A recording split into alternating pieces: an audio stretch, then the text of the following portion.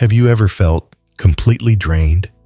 Not because of work, not because of the demands of life, but because you've cared too much about things that never really cared about you. You worry about what others think, get stuck on a throwaway comment, or trap yourself in expectations that are never returned. Every time that happens, your mind spins, reacts, and slowly loses the peace that was always there. The truth is, happiness hasn't left you. It's simply been hidden behind the things you're clinging to too tightly. When you loosen your need to control, when you let go of the fear of being misunderstood, when you release the craving for approval, you discover a quiet, light-filled space waiting for you. This isn't apathy. It's the wisdom of saving your energy for what truly matters. And from that moment, life starts to feel clearer, calmer. So now, let's step into the first lesson in learning to care less, but live happier. 1. You are not your thoughts. There's a truth most people never realize. You are not your thoughts. It sounds simple, almost obvious. But if you sit with it for a while, you'll see this is one of the greatest keys to unlocking peace in your life. Every day your mind is flooded with thousands of thoughts, from the small ones like, the weather's awful today, to the heavier ones like, I'm not good enough or they don't respect me. And almost without noticing, you start believing everything your mind says is the truth. But as the Buddha taught, the mind is the forerunner of all things. It leads and shapes our lives. In other words, the mind creates the way you see the world, but your mind is not your true self. Thoughts are just visitors passing through. Some are pleasant, bringing warmth and comfort. Others are unpleasant, noisy, and disruptive. The problem is, we mistake these visitors for the owner of the house. We hand them the keys, invite them to stay, and let them rearrange the furniture inside the home of our heart. Imagine you are the vast open sky, and your thoughts, whether bright or dark, joyful or heavy, are just passing clouds. The clouds can be thick, stormy, even filled with lightning, but the sky remains untouched. Only when you forget that you are the sky do you feel like you've become the storm spinning inside the winds of your own thoughts and emotions. A negative thought is like a speck of dust in your eye. If you know it's just dust, you gently remove it. But if you forget, you keep rubbing your eye, making it red and sore. The same is true for the mind. Thoughts themselves don't cause suffering. It's when you cling to them, feed them, and let them define you that suffering begins. Buddhism doesn't teach you to destroy all thoughts. That's nearly impossible. The mind is like a river. It will keep flowing. Instead, the Buddha taught mindfulness, the art of simply recognizing, here's a thought. No chasing, no fighting. Just noticing and letting it drift away. When you start practicing this, a precious space appears between you and your thoughts. That space is freedom. In that space, you can choose silence over reaction, a smile over anger, listening over arguing. Some people think if I don't control my thoughts, I'll be swept away by them. But the truth is the opposite. The less you identify with your thoughts, the more power you have over them. It's like a skilled boatman who doesn't try to stop the river, but knows how to steer, keep balance, and reach shore safely. There will be days when your mind creates heavy clouds, painful memories, hurtful words from others, worries about the future. You can't stop the clouds from forming. But you can look up and remember the sky has never gone anywhere. Real peace doesn't come from chasing away every cloud. It comes from knowing you are the sky, spacious, steady, unshaken by the passing weather. Ask yourself, how many times in your life have you let one thought live inside you for days, weeks, even years? How many nights have you lost sleep over a careless comment? How many times have you told yourself, "I'm not enough," and then spent years trying to prove otherwise, exhausting yourself in the process? If you realize that each of those times was simply forgetting that you are the sky, you'll also see you can stop right here, right now. In the Dhammapada, the Buddha said, "With an unsteady mind, there is no peace. With a steady mind, peace follows you everywhere." To steady the mind, you must learn not to believe every story it tells you. Watch it the way you'd watch a movie. You can feel it, but you don't have to play the role. This is something to practice daily in the smallest moments. When someone criticizes you, before you react, take a slow breath and remind yourself, this is just a thought arising from their words. It doesn't define me. When an old memory comes back, instead of letting it pull you under, smile and say, "Hello, I see you," and let it float away like a leaf drifting down a stream. Over time, the distance between you and your thoughts will grow. The storms will still come, but they won't have the power to drown you. You'll find yourself standing on the riverbank, watching the water flow, rather than being carried away by it.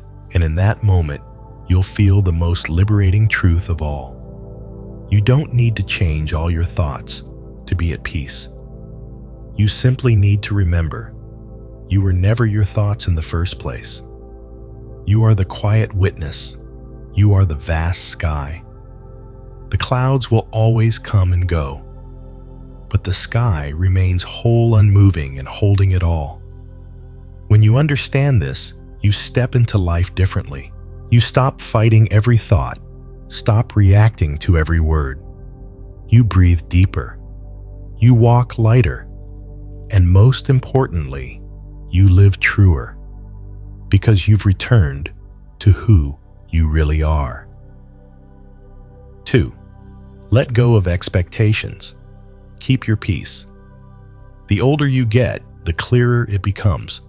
Most of your deepest disappointments don't come from what others did to you, but from what they didn't do, the things you expected but never happened. Expectations are like invisible ropes. You can't see them, but you feel the weight tightening in your hands. You tie one end to a friend, a partner, a coworker, or even to life itself, believing if they act this way, speak that way, live as I think they should, I'll be happy. Then one day, they don't. They stay silent. They react differently. They walk a path you don't understand. And suddenly, you can't breathe. Not because they changed, but because you've been gripping that rope too tightly. In Buddhist teaching, the Buddha said, craving is the root of suffering. This craving isn't just romantic love. It's any clinging to what I want. Expectations are one of the subtlest forms of attachment. They often wear the disguise of love, care, or responsibility. You think you expect because you care, but many times it's simply your desire for the world to follow your script. Picture yourself standing on a cliff, gripping a rope. On the other end is a heavy stone engraved with the words, "Life must be this way." The tighter you hold on, the more your hands bleed. You think, if I just hold a little longer, maybe it will get lighter. But the truth is, the stone won't change. The only thing you can change is letting go. Letting go isn't about whether the other person deserves it or not. It's because you deserve freedom. Because your peace matters more than proving you're right. Because true happiness can't be built on the condition that others must live exactly as you wish. Buddha put it beautifully. You can love without clinging, care without possessing. Love doesn't vanish. When you release expectations, it becomes purer, no longer tied to if, then conditions. You can still wish the best for someone, but without losing your peace if they choose differently. Noticing when you're waiting for something, an apology, a change, a certain reaction, and asking yourself, if this never happens, can I still be at peace? If the answer is yes, you've loosened a knot on that rope. Some hold on to the rope for a lifetime, hoping one day the stone will turn into a flower. But flowers bloom in open soil, not in a clenched fist. And peace only comes when your hands are open enough to receive, not just to hold. Letting go of expectations doesn't make you weak. It makes you strong, because your emotional state is no longer chained to someone else's actions. It opens a door where freedom and compassion can live side by side. And when you walk through that door, you realize something simple yet profound. Life doesn't have to be perfect for you to be happy. Your heart just needs to be free from the ropes you once tied. So, what rope are you still holding today? And are you ready to let it go? Not for them, but for you. 3. Peace doesn't come from controlling the world. It comes from letting go. Within. Maybe you've felt this before when life doesn't go your way. Your mind tightens like a guitar string pulled too far. You start planning, adjusting, and trying to control every detail, from work to relationships, even down to the smallest moments of the day. But the tighter you grip, the more exhausted you feel. Life isn't a script you can write and expect everyone and everything to follow word for word. The stage is much bigger than you, and sometimes the play takes a turn you never saw coming. In Buddhist teaching, there's a truth repeated over and over. All things are impermanent. Everything changes whether you want it to or not. Seasons come and go. Loved ones may be here today, but gone tomorrow. A project you thought was certain can fall apart with a single phone call. Yet we still cling thinking if we control tightly enough, we'll be safe. But have you ever truly controlled everything? And if you did it really give you lasting peace? Or just a fragile calm that shattered the moment life threw you something unexpected? The Buddha taught, the wise find peace within themselves, not in the world. This doesn't mean abandoning life. It means understanding that true stillness comes not from arranging the outside to your liking, but from releasing tension on the inside. Letting go is not giving up. It's accepting that some things you can change and some you cannot. Like a lake, your mind becomes clear, not by stirring to remove every fallen leaf, but by allowing the water to settle on its own. You can't control the weather, nor the thoughts and actions of others, but you can choose your response. You can choose not to turn your mind into a battlefield just because life didn't follow your plan. And in that choice, you begin to notice hidden blessings. A canceled plan becomes unexpected rest. A different path reveals a new opportunity. So, instead of asking, "How can I make everything go my way?" try asking, "How can I stay at peace even when nothing goes my way?" The answer is always within. Peace isn't the prize at the end of perfect control. It's a state you can choose right now. Because calm doesn't come from changing the wind. It comes from learning to stand steady like a sail in the middle of the sea. 4. Be mindful in every reaction. Here's something most of us overlook. The majority of our exhaustion in life doesn't come from what others do to us. It comes from how we react to them. A casual remark, an unfriendly glance, a seemingly thoughtless action. Any of these can stir waves in your mind, and those waves don't always fade quickly. Sometimes they keep churning for hours, even days. You replay the moment in your head, inventing dozens of "I should have said" or "I should have done" them scenarios. But have you noticed each time you do this, you hand over your freedom, giving control of your emotions to things that were never worthy of it in the first place? In Buddhist teaching, the Buddha once said, "The wise are like a still lake. Even when strong winds blow, they create only small ripples before returning to calm." Your reaction is the wind. Your mind is the lake.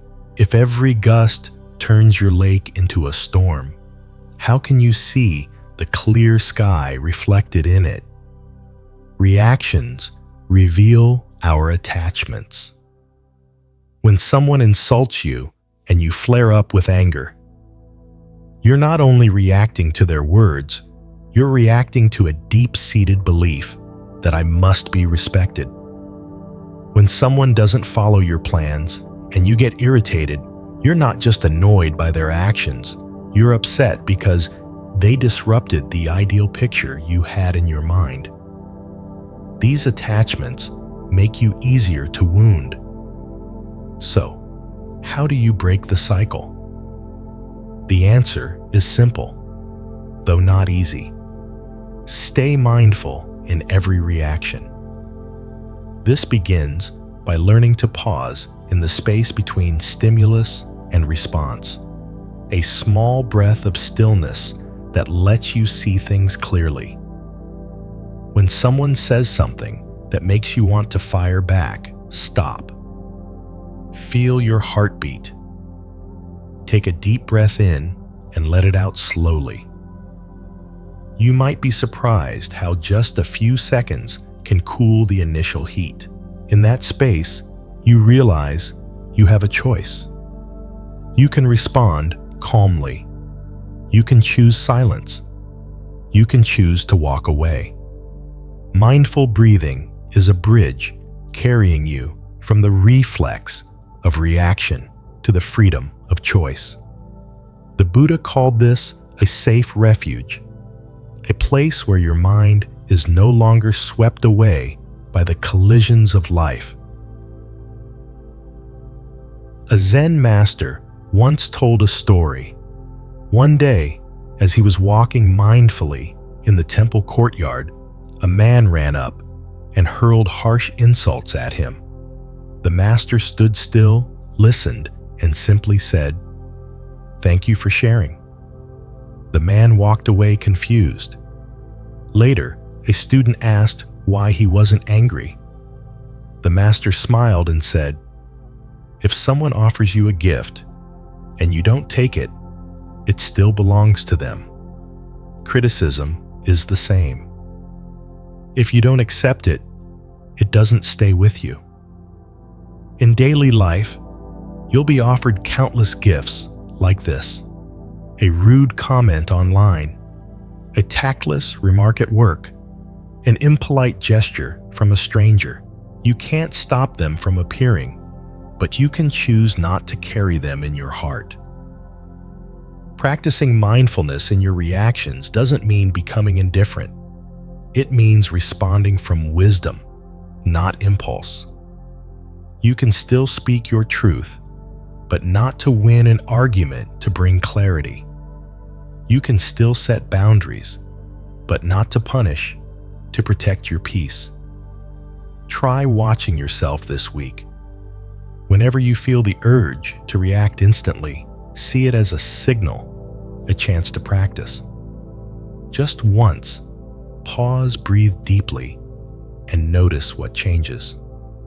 You'll discover that not reacting immediately isn't weakness, it's strength. Because when you aren't swept away, you're truly free. And that freedom isn't given to you by anyone else. It's created by you. Perhaps the most important question isn't, what did they say? But will I let it control my mind? If your answer is no, you've already won, not over them, but over the storms within yourself. And once you do this, you'll see peace doesn't come from making the world quiet. It comes from no longer needing to shout back at all its noise. 5. Let go without giving up. When some people hear the words let go, they immediately think of indifference, neglect, or surrendering to fate. But in the spirit of Buddhist teaching, letting go means something entirely different. It's not about retreating from life. It's about releasing your grip on what was never within your control to begin with. In life, we cling to so many things, wanting others to understand us, wanting everything to go according to plan, wanting the past to be different, wanting the future to be certain. But the tighter we hold on, the more exhausted we become. It's like trying to hold water in your hands. The harder you squeeze, the faster it slips away. Letting go begins with releasing the craving to control, not because you're weak, but because you're wise enough to see that no matter how much effort you pour in, some things will never bend to your will.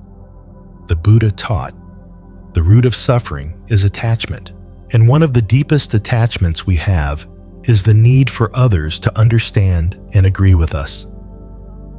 Think about it.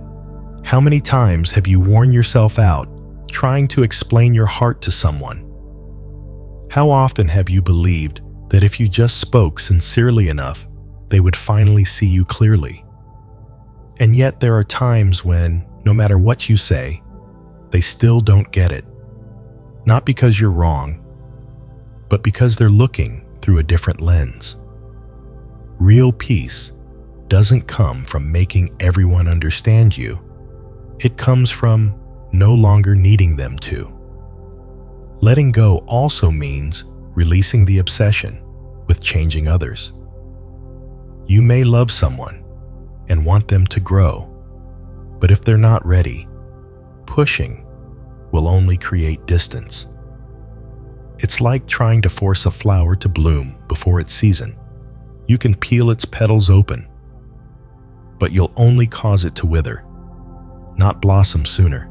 To let go without giving up means you still care, still love, still do what's right, but you don't let your joy depend entirely on outcomes or other people's reactions.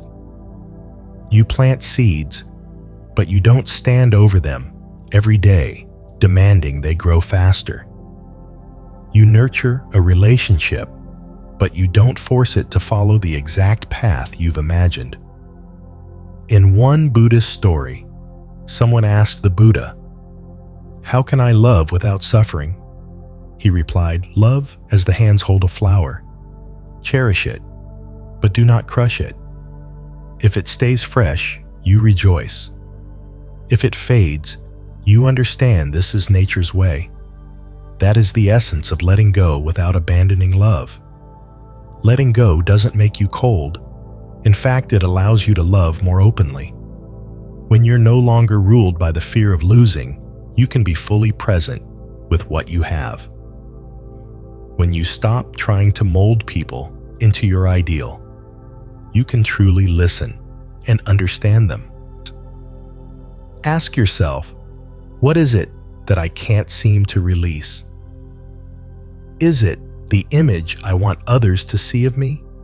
An unfinished story? An explanation I've never been given?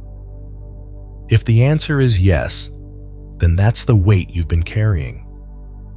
And sometimes the bravest thing you can do isn't to try harder, it's to stop and set it down.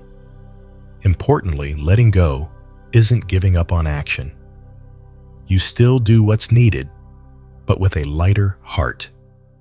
You still give, still care, still live wholeheartedly, but without demanding the world repay you exactly as you wish. And when that happens, you'll notice the pressure inside you begins to ease.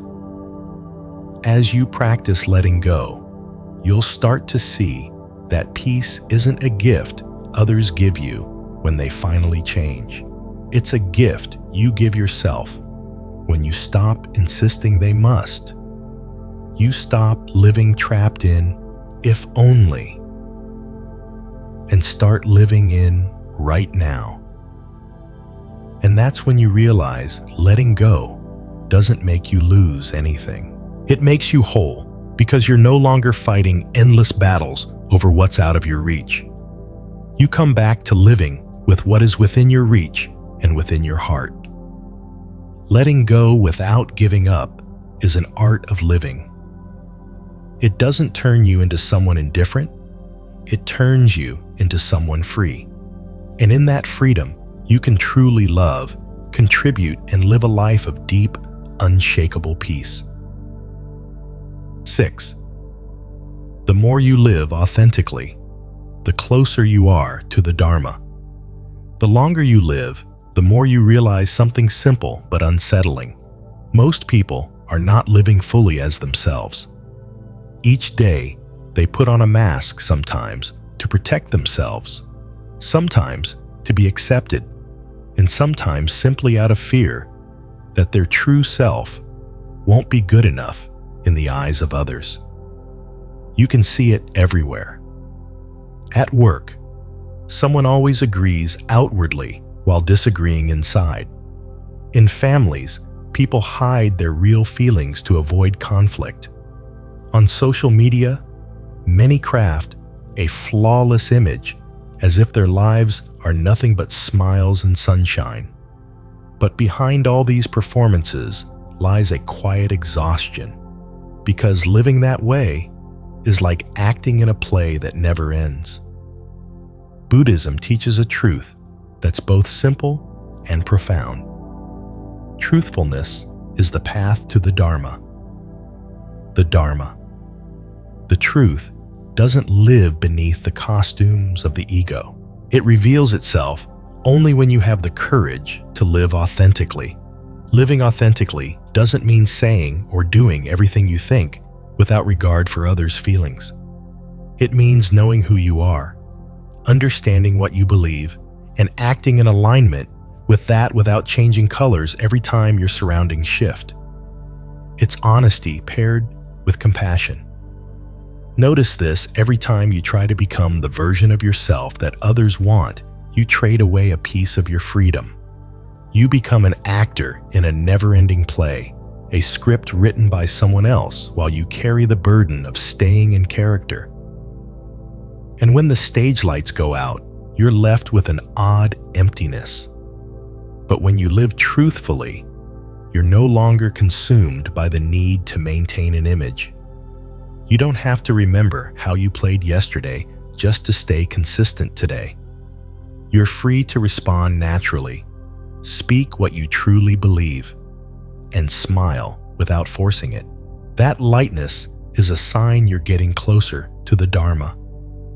In the Anguttara Nikaya, the Buddha taught, nothing can remain hidden forever. The truth will always find the light. When you live authentically, you allow that light to shine through. People may agree or disagree, but you're no longer chained to their judgment. I'm reminded of the story of a young monk. When he first ordained, he tried to imitate his teacher's every gesture and tone, hoping to be praised as a good disciple. But the more he imitated, the more uneasy he felt inside. One day, his teacher told him, "I don't need another version of me. I need you to become yourself." That moment woke him up. From then on, he kept the precepts and discipline, but acted in a way that was true to himself. And it was then that he felt the Dharma most deeply. Living authentically is a form of courage, because when you take off the mask, you'll see your flaws and wounds clearly. But facing them, accepting them, and still walking forward, that is real strength.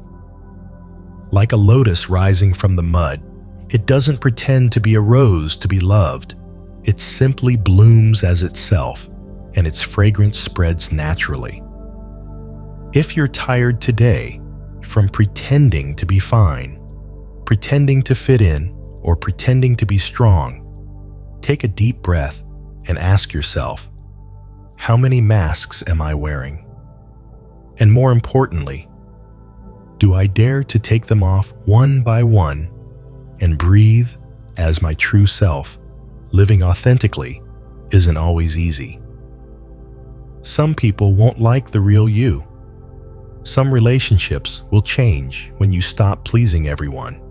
But in return, you'll draw to yourself the people who value you for who you truly are. And the greatest gift is this: you'll be able to look in the mirror each morning and smile, because the person looking back is you, not a character you've been playing. The Dharma doesn't ask you to be perfect. It only asks you to be genuine. And when you live authentically, something remarkable happens. Life becomes simpler. No more layers of pretense to hold up. No more roles to memorize.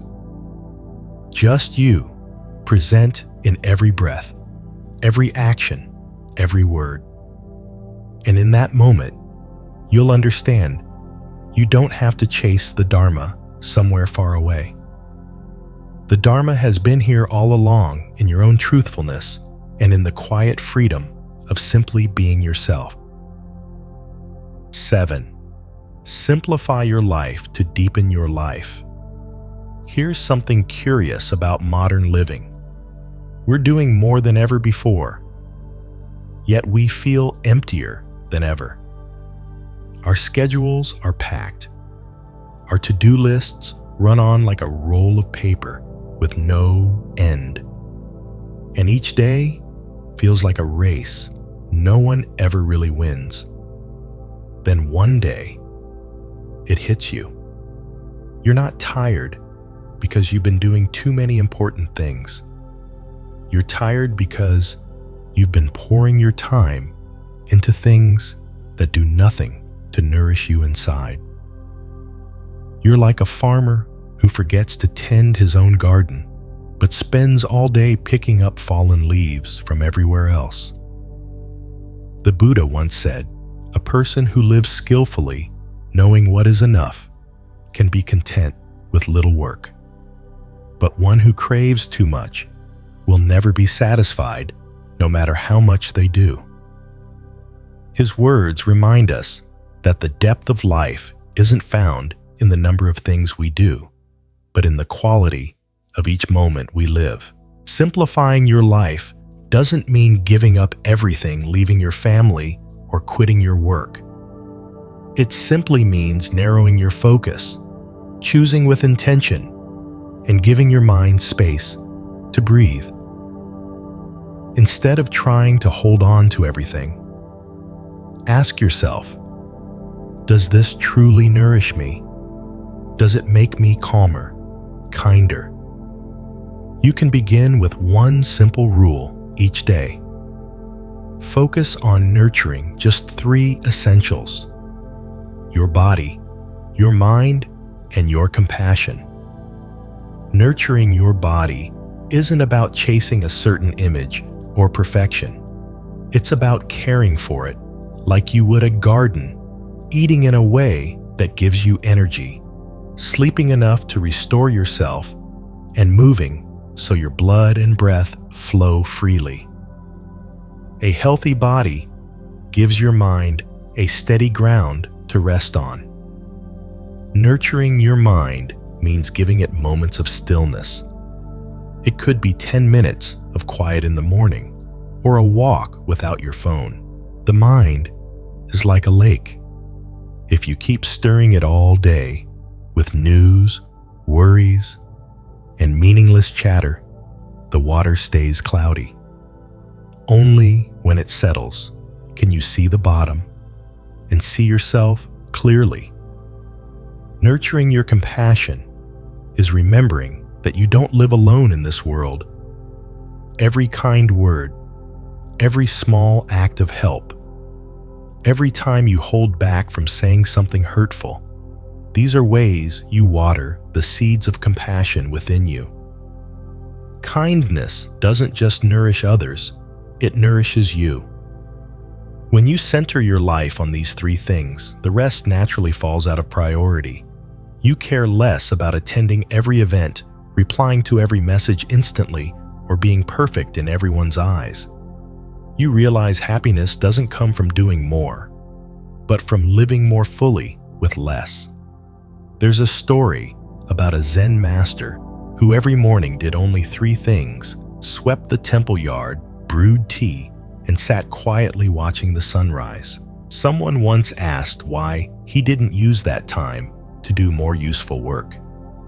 He just smiled and said, "If I don't start the day with a clear mind, everything I do afterward will only add to the chaos."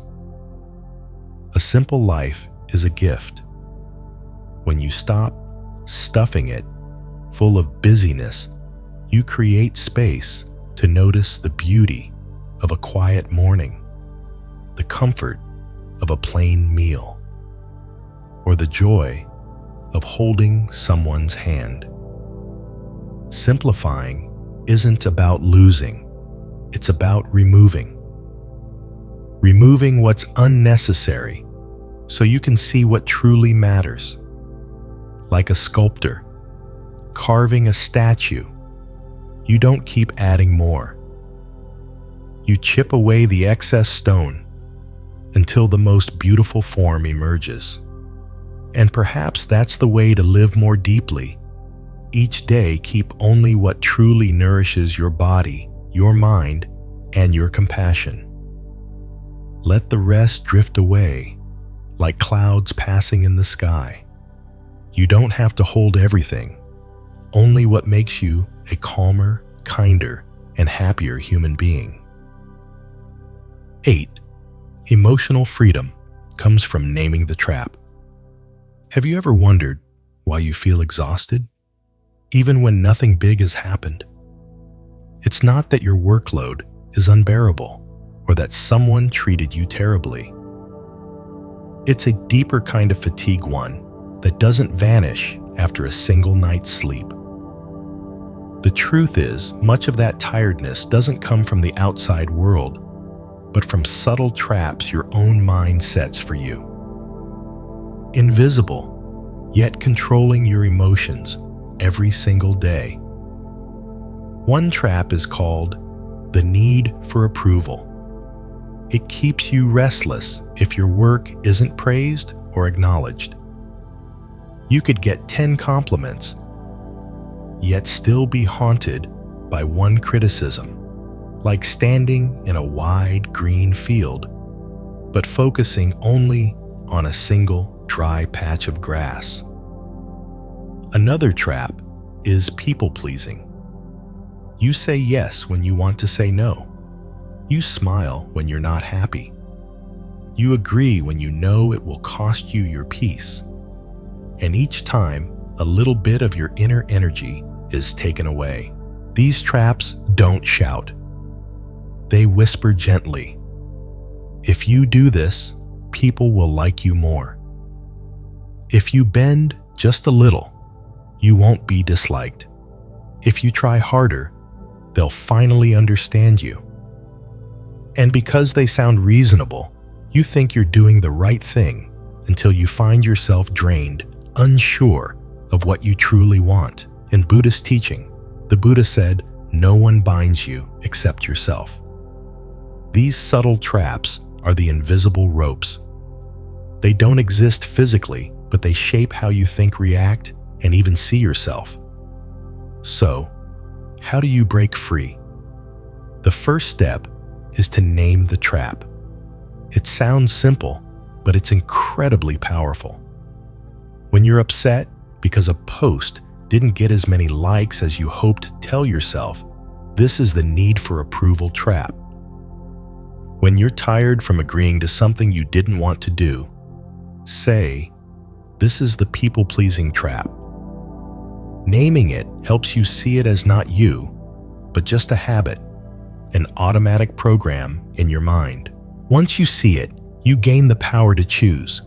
Keep playing along or step out. It's like walking through the forest and getting caught in a rope snare. If you don't realize what happened, you'll panic and struggle, only tightening the rope. But if you look down and say, it's a trap, you can calmly loosen the knots. There's a story in the scriptures about a man struck by a poisoned arrow. The Buddha asked what he wanted, and the man replied, "I want to know who shot me from where, and with what bow."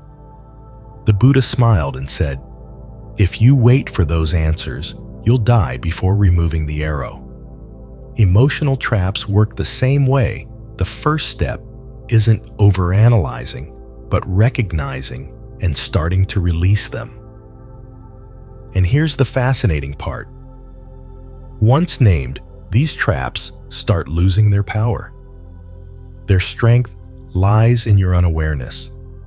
When the light of mindfulness shines on them, they can't hide. Emotional freedom doesn't come from clearing away every difficulty in life. It comes from knowing what's controlling you and refusing to let it keep doing so. Next time you feel your emotions being pulled hard in a certain direction, pause and ask, is this my true response or just a trap? That question alone takes you a big step out of the old loop, because you deserve to live as a free person, not as a prisoner of invisible traps. And that freedom begins simply recognize, name, and step away. 9. Don't let your mind be taken over by meaningless noise. Today, the world is louder than ever. But the real danger isn't just in car horns, crowded conversations, or the rush of city life. It's in the invisible noise that seeps into your mind. Think about it every morning before you hear the birds or feel the sunlight. You hear the ping of your phone. Notifications, comments on social media, breaking news, heated debates, each one pulls a piece of your attention. Soon your mind feels like a crowded room where everyone is talking at once and no one cares about your peace. Modern noise doesn't just live outside. It runs deep within us as constant expectations, comparisons, and quiet nagging worries. You may be sitting still, but inside dozens of channels are playing at the same time. What do I have to get done today? Do they think badly of me? What if that problem happens? In Buddhist teaching, the mind is like a lotus pond. If the water is clouded with mud and debris, the lotus cannot bloom. Likewise, if your mind is filled with meaningless noise, clarity, compassion, and peace cannot rise to the surface. The problem is many people have lived with noise for so long, they think it's normal. They wake up with their phone in hand and fall asleep to the background hum of TV or videos. Silence feels uncomfortable, so they rush to fill it with music chatter or endless scrolling. But silence is exactly what the mind needs to heal. When was the last time you sat quietly? No phone, no music, no talking, and simply did nothing. Maybe it's been so long you can't remember. And that's why your mind may feel like an overgrown garden, weeds thriving, while the flowers you truly need struggle to survive. The Buddha taught, "The wise nourish the mind and let go of what clouds it." Nourishment isn't only about adding new things. Often it's about removing the excess. Meaningless noise comes from outside. News you don't need, gossip that has nothing to do with you. And from inside, the habit of comparing or replaying the same stories in your head. Purifying the mind doesn't require escaping to the mountains. It's about consciously choosing what you allow in and what you let go. Start by creating moments of intentional silence each day. 10 minutes in the morning just to breathe and hear the wind. 30 minutes before bed with all devices off, letting your mind slow down. At first, it may feel empty, but soon you'll see it's not emptiness at all. It's full of life and clarity. Like a lotus pond, cleared of mud, your mind becomes still and pure. And from that stillness, the lotus blooms the flower of presence of wisdom and of happiness that doesn't depend on the outside world. Because peace isn't found when the world goes quiet. Peace begins when the noise inside no longer controls you. 10. Keep your heart soft, even in pain. There's a strange truth in life that many of us only understand after living through it. The falls, the wounds, the moments that make your heart ache, they don't destroy us. What often causes the deepest damage is how we react to that pain when we shut our hearts, build walls, and vow never to let anyone or anything touch us again. In those moments, we think we're protecting ourselves, but in reality, we're locking ourselves in a dark room. Because when you close your heart to avoid pain, you also close it to joy, to connection, and to the very opportunities that could heal you. Buddhism sees this with profound clarity. The Buddha once taught, "A heart that loves does not fear." When compassion is present, suffering is only a visitor. Keeping your heart soft in the midst of pain doesn't mean letting the world hurt you. Without boundaries, it means refusing to let pain turn you into someone cold and bitter. Imagine your heart as a flowing river. When it runs free, it nourishes life, cools the dry earth, and keeps the land alive. But if after a great flood you dam it completely to stay safe, the water will stagnate, decay, and lose its vitality. In the same way, your heart needs to stay open to feel, even when what you feel is not entirely pleasant. Keeping your heart open is a rare kind of strength, the courage that's been forged in the fire of suffering. Anyone can stay open when life is kind, but it takes real strength to keep your heart open when you've been misunderstood, betrayed, or when your world feels like it's falling apart. I once heard the story of a woman who lost her only child. Everyone thought she would close her heart forever, but instead, she chose to open it wider. She began caring for orphans, pouring into them, the love she once gave her son. When people asked why, she simply said, "If I let this pain close my heart, then my son will lose me a second time." That story reminds me of the lotus flower rising from the mud.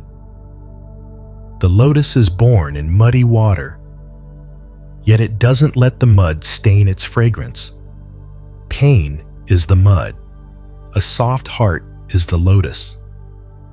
We cannot live without mud, but we can choose to rise above it. Many fear that softness will make them weak, vulnerable, or easy to take advantage of. But softness is not the absence of boundaries. You can still say no. You can still walk away from what's toxic. The difference is, you do it without turning yourself into a lifeless stone. You hold on to warmth and kindness, not for the one who hurt you, but for the life you still have. Keeping your heart soft in pain is also a way to protect your inner peace. Because when you shut down and feed resentment, you're the one who has to live with that fire burning inside. But when you open your heart, you let go of the heavy load so you don't have to carry broken glass in your chest. Ask yourself, the last time you were hurt, how did you respond? Did you close off or open up? Did you add another layer of armor? Or did you choose to walk through the pain with eyes still able to see what's beautiful in life? Keeping the heart soft is not a one-day decision. It's a practice like building a muscle, requiring patience, discipline, and sometimes tears.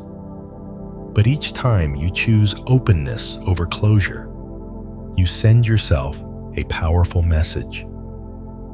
I believe this life is still worth loving, despite the wounds. And when you live this way, you'll see that your heart was never weak at all. It holds the most resilient strength there is, the strength of compassion. Because staying soft in pain isn't just how you survive, it's how you truly live. 11. Emotional minimalism. Not numbness, but wisdom. There's a common misunderstanding many people have.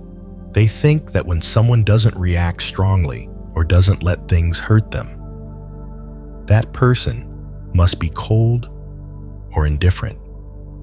But often, that's not emotional numbness at all. It's a deep kind of wisdom, the wisdom of emotional minimalism. Emotional minimalism doesn't mean freezing your heart or pretending you don't feel. In fact, it's the opposite. You feel deeply, but you know how to choose what's worth keeping in your heart and what's better to let go. Not every emotion deserves to be nurtured. Think of your mind as a garden. If you allow every seed to grow, weeds will soon take over the flowers. Emotions are the same. If you water them, all negative seeds, like anger, envy, and resentment, will quickly crowd out compassion, gratitude, and peace. The Buddha taught just as a skilled gardener removes weeds and tends to the plants, a practitioner must recognize and let go of unwholesome thoughts. That's the spirit of emotional minimalism, not letting every small, slight, careless comment or outside disturbance drain your precious energy.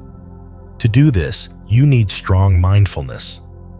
Without it, you fall into automatic reactions, getting irritated at every remark, offended by every action, feeling the urge to fix every problem immediately. Soon, you're exhausted without even knowing why. Emotional minimalism means asking before you invest energy in a person or situation, does this truly matter for my happiness and peace? If the answer is no, you let it go. Letting go isn't avoiding, it's choosing. Like decluttering your home, you keep what nourishes you and remove what only takes up space. In your emotional life, that means keeping joy, gratitude, and empathy, while slowly releasing anger, grudges, and pointless fears.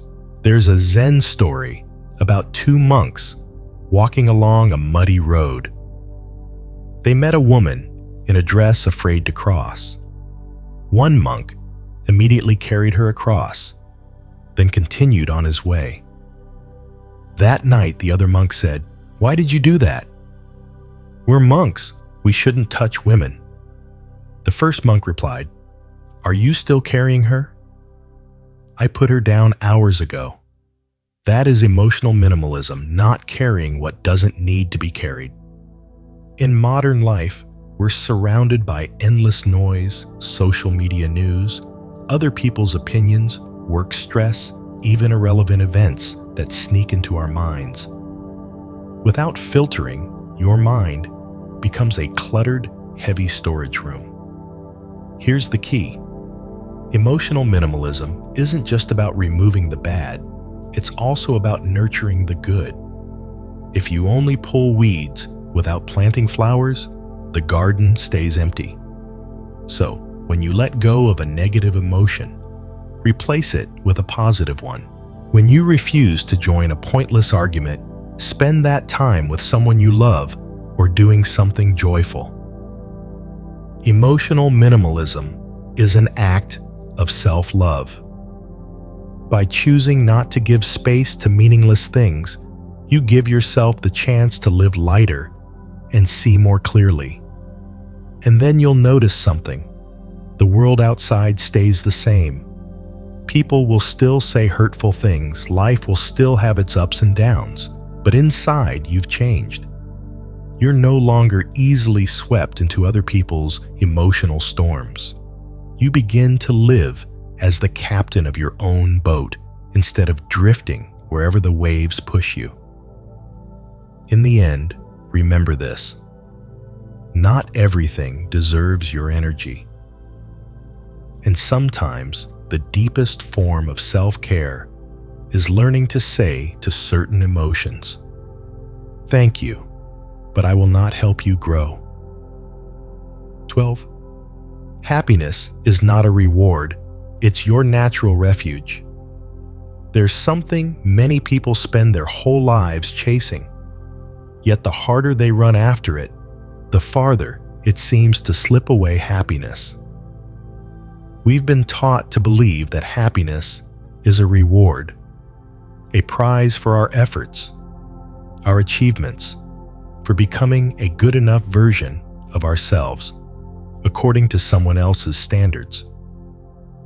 And so we place it at the end of the road, telling ourselves that once everything is done, once life is perfectly in order, only then can we allow ourselves to feel at peace.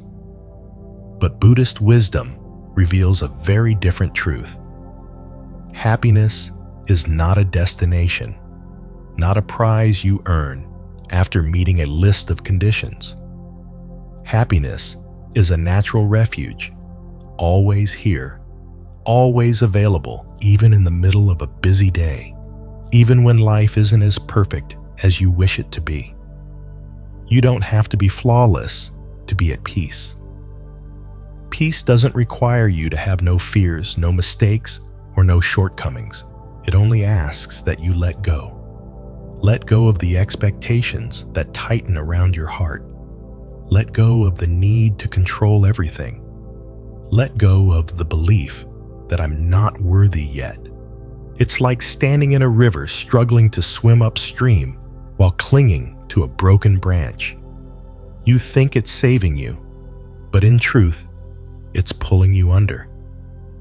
Only when you release it can you rise and discover that the water has been holding you up all along. Happiness works the same way.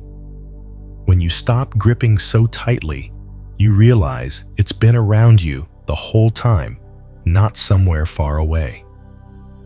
The Buddha once said, There is no path to happiness. Happiness is the path. That means you don't have to wait for perfect conditions to smile. You can find peace while washing dishes, walking slowly down a quiet street, or sitting still with a warm cup of tea. Some may ask, but if my life is still messy, can I really be at peace? The answer is yes. If you choose to open your heart instead of closing it, open it to accept that life will always have things you can't control. Open it to see that you can still love, still be grateful, and still enjoy beauty, even among life's imperfections. Peace is not a reward for tomorrow. It's a gift you can give yourself today. And the sooner you realize this, the sooner you'll stop postponing joy for some uncertain future. So right now, take a deep breath in, exhale slowly, and remind yourself, I don't have to be perfect to be at peace. I can choose peace right now. Let that thought be the key that opens the door to your natural refuge. A place where happiness is not given by anyone else, but one you step into by your own choice. And if these words have touched a corner of your heart, I invite you to stay connected with me and our community of people seeking calm in the midst of life's noise. Subscribe to Buddhism Seeds, where every video is a small seed of awakening compassion and Buddhist wisdom seeds that, when planted and cared for, will blossom into flowers of peace within your heart. If you found this video meaningful, please give it a like so others can find it too. Share it with someone who could use a gentle breeze of stillness today. And I'd love to hear your story. Leave a comment below what part of today's message resonated with you the most. Together we will keep planting, nurturing, and watching these seeds grow, not to chase after a happiness waiting at the end of the road, but to see clearly that it has always been here in every single breath you take.